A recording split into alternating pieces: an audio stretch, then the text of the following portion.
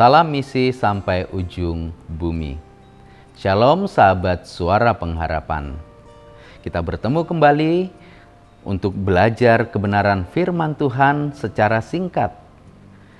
Suara Pengharapan kali ini terambil di dalam Matius 28 ayat yang ke-19.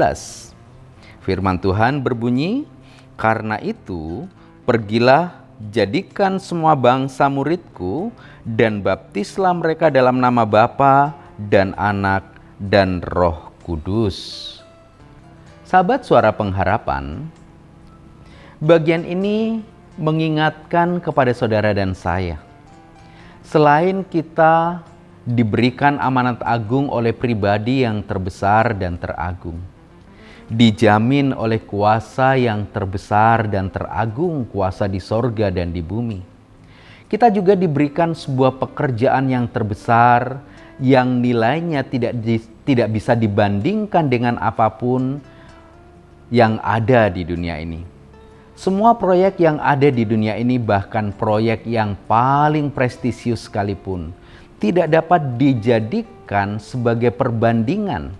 Karena pekerjaan yang Tuhan berikan kali ini bukan hanya menjangkau satu suku, bukan hanya menjangkau satu wilayah, bukan hanya menjangkau satu daerah, bukan hanya menjangkau satu bangsa. Tetapi Yesus berkata, "Pergilah, jadikan semua bangsa muridku." Proyek ini adalah sebuah proyek mega, proyek ilahi yang menjangkau melampaui batas teritorial, melampaui batas kesukuan, melampaui batas kebangsaan, melampaui batas-batas negara, melampaui bahkan batas-batas emosi manusia. Ini adalah sebuah proyek yang sangat besar. Semua bangsa, tidak peduli mereka bangsa di mana dan dari manapun. Bahkan tidak peduli apakah mereka anak-anak, mereka orang remaja, pemuda, orang dewasa, lansia, atau siapapun juga. Semua bangsa berbicara tentang semua orang.